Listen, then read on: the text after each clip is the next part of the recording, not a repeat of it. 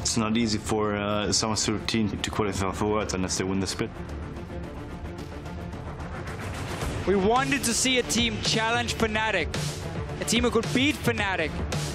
In Origen, they showed up big time. They showed that they can beat Fnatic even, and Fnatic was like kind of this dominant force in Europe.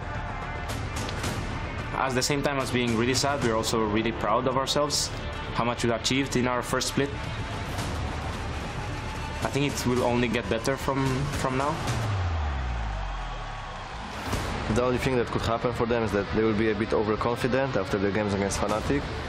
Origen, they've played a near flawless game.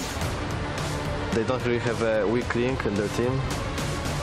Every one of their members is really strong. They will not make it easy for us. I don't think we have anything to worry about. As long as we get to the finals, I think we'll make it to Worlds.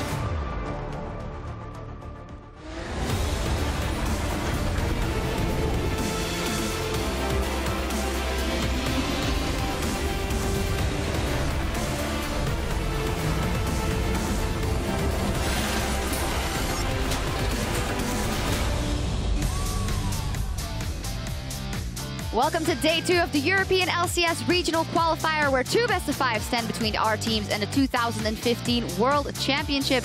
We are coming to you from our studio in Berlin, Germany. As you can see, our teams are setting up just a moment ago. OG coming into the building, out of the sunlight, into the darkness of the studio, where they have to make it happen here today. As Roccat was, well, improving their mechanics by the pool and playing a little bit of football or soccer, but I'm not going to go into that. And there is Crepo and Trevor doing some vocal exercises to make sure that their voice holds on during this series, hopefully for the full 5 games. Hello, I'm Eve Schokseportere here with James Stress O'Leary and Martin de Fischo Lunge as Origen takes on Roccat with a shot at Worlds on the line. Yeah, Origen versus Roccat today, of course. Yesterday, Roccat, convincing performance. They swept Giants 3-0 in our first round of the regional qualifier. Good performance by them. Really good performance. A lot of improvement made by Roccat. Again, Giants not showing up, though. Really not fair to say to Roccat that it was all for them. Actually, no, I think Roccat made a lot of improvement. What I was going to say, though, What's your point, Stress? It is fair to say that Nukeduck did step up. It was the mouth, the Crepo with his warm-up just threw me off. I don't blame you for that one. But yeah, Nukeduck showed up big time. We've seen that for multiple weeks, and he obviously has to be a key member for Roccat today. And as you mentioned here, the question really is, did Giants even challenge Roccat? Did they have to fix anything? We have seen some problems coming into this game. They showed up big time. They deserve to be here now, and we have to see what they can do versus Origen. And I think one of the things to look at is, yes, Roccat stepped up. Yes, Giants didn't really show up themselves, but Roccat did make some mistakes as well. When you look at some of the plays they made down into the bottom side of the map, it was evident that Roccat still aren't a top tier team. That, you know, going up against Origen today, they might have to iron out a couple of kinks in their play. Yeah, I mean, we have an example here, what you just mentioned, how Roccat is setting up a tower dive. They have TP ready, but they don't use it.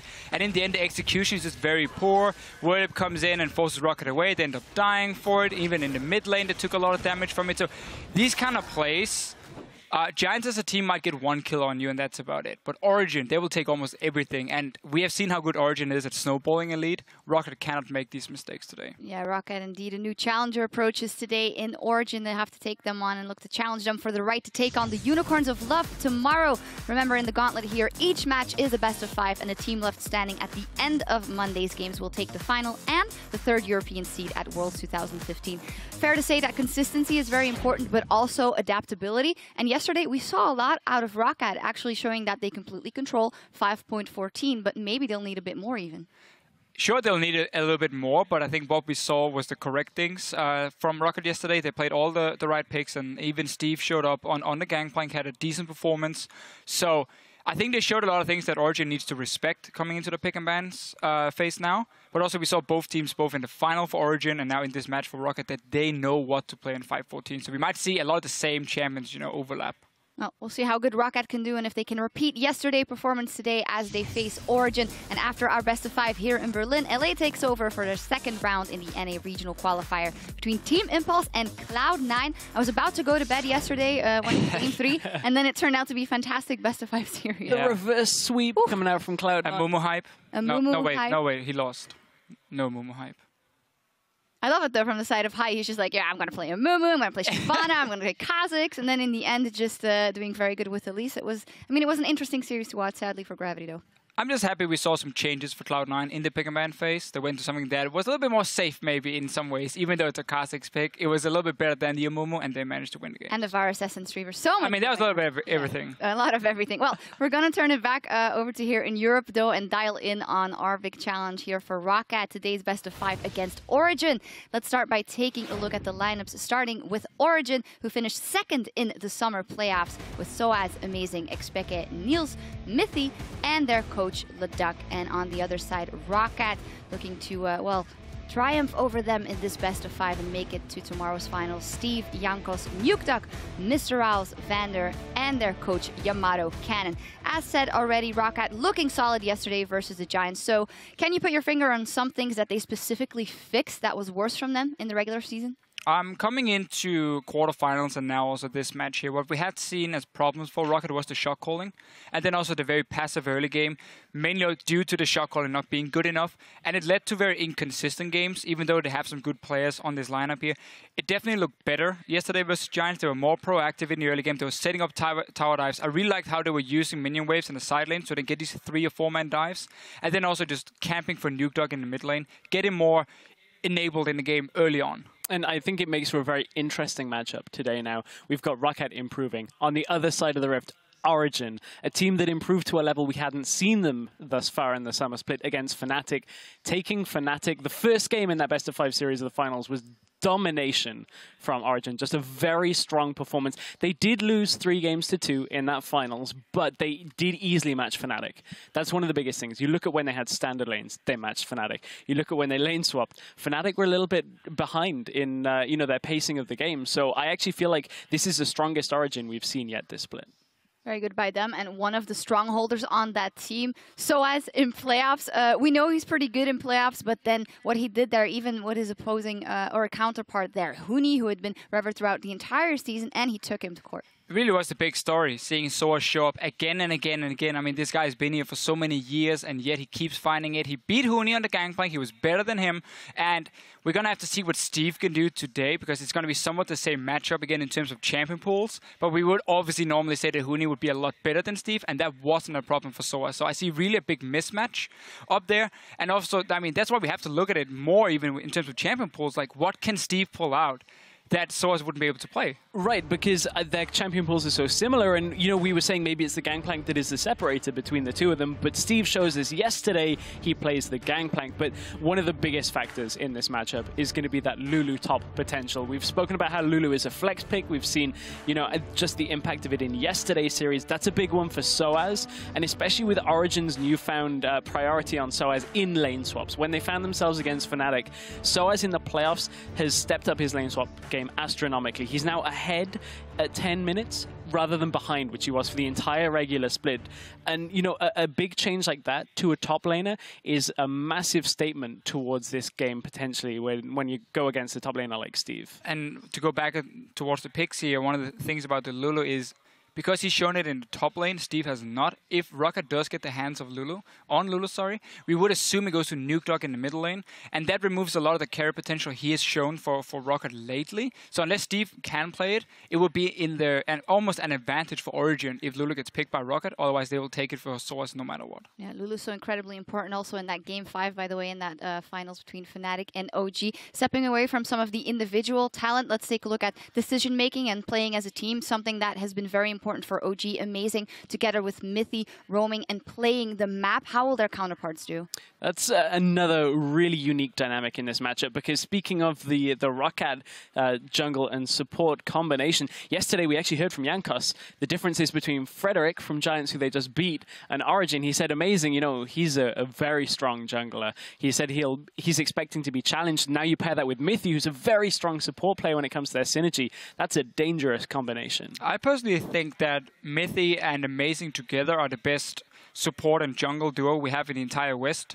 Because what they do on the map is so impressive when it comes to always being there as backup basically for the 3 lanes. If you go back and watch the Fnatic series, you're going to see it's always Mythy and Amazing moving around, preventing dives from happening on Niels or on Soas, setting up the vision control, and always be there when they are diving themselves. So everything Origen does in the early game is built around these 2 guys. And that's why they also have lost to Roccat in the past, because they've been shut down by Vander and Amazing, Vander and Jankos, which I don't expect to see happen again, because I think Amazing and Mythy really are just getting better and better together with the rest of Origen. Yeah, another in maybe for Roccat to shut down Origen early could be that mid lane matchup. Of course, the Azir performance by EpicSkillshot wasn't the best in the finals, but he still had a solid series overall. So how will this play out? It shows us that it's another pick that is contested. Peke was, you know, you look at all the players on Origen in the finals, and if you put your finger on one thing, Peke, some of his performances were a little bit lackluster. Then again, you look, he's up against Forbiven, who is, you know,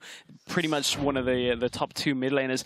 I think it is fair to say, however, though, that Nukeduck, while he's on the up and up himself, should be able to challenge Peke in today's matchup. Yeah, I think this is the only lane where Origen potentially could be weaker in this matchup here. I see Source being better than Steve. I see Amazing out jungle Jankos. I think the bottom lane is going to win for Origen as well if you just look like player for player.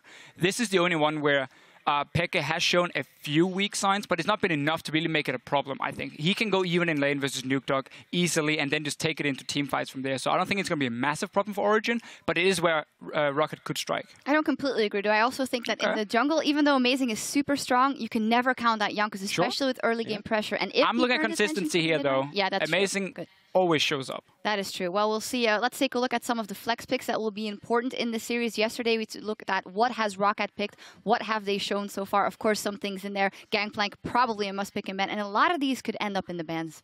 We looked at the 3 key champions, perhaps, or even 4 if you include Gangplank, and there they are, plus Azir. We looked at it, the flex picks, Lulu, Fizz, Shen, Roccat pulled out all of them, and, you know, on the other side of things, if the Gangplank isn't in there in the top lane, 4 or 5 of these are going to be banned in just about every game. And that's going to be the crazy thing here in the pick and ban phase, because the champion pools are so similar across the teams. We see both teams pick blue side every time they have the chance, so it goes Origen first game, then Roccat second game, and they keep switching. Simply because you now have so many OP picks that you want to get rid of. So on blue side, if you manage to ban away 3 of them and the other team does the same, you should be able to get like one single pick left that really stands above the rest. And that's what they're aiming for. Could be an Elise first pick maybe on the side of Jankos or for Amazing to take over the jungle matchup, which is so important here. It's just very interesting to see how they're switching sides, and everyone wants blue side in this matchup because of so many strong picks. Yeah, we'll see which player gets which champion and if they get their favorites. There are a lot of clutch head-to-heads across the Rift, and we want to know what you think. Tweet at LL Esports and tell us which lane matchup will decide today's series and why. As always, include that hashtag LCS so we can talk over your answers later today, and tweet at LOL Esports. Now, as we head to the casters for Game 1, we're going to stop over on stage for a word with one of the minds behind Origen. Thank you very much, Shox. I'm here with Leduc ahead of his game. Now, first off, Leduc, you played, of course, in Stockholm in the Grand Finals up against Fnatic, and you guys looked incredible. You took the first 2 games that we've seen anyone take off Fnatic in this split so far. What did you do with the team to have that such a big improvement compared to the rest of the split? I think having several weeks of preparing against like 1 or 2 opponents, and so much being on the line, it just really, really helps the team to push themselves to the top and chase after Fnatic. I think that was definitely one of the main difference. More preparation time and a really strong opponent. A really strong opponent, and you're also facing Roccat today. How do you think this one's going to go? Of course, they have the 2-0 head-to-head record over you. Of course, those were best of ones, though, and maybe a lot's changed since now. I don't really care about a BO1 that happened a few months back, so I don't think it's like I really don't mind those games. Well, you're going to be playing against them today, of course, and do you feel like you've revealed your hand a little against Fnatic because you threw everything at them, even the kitchen sink? Do you feel that people have maybe figured you out because we've been on the same patch for such a long time now? We showed a lot, I agree on that, but you have to also keep in mind that we can't show everything because we play against Fnatic.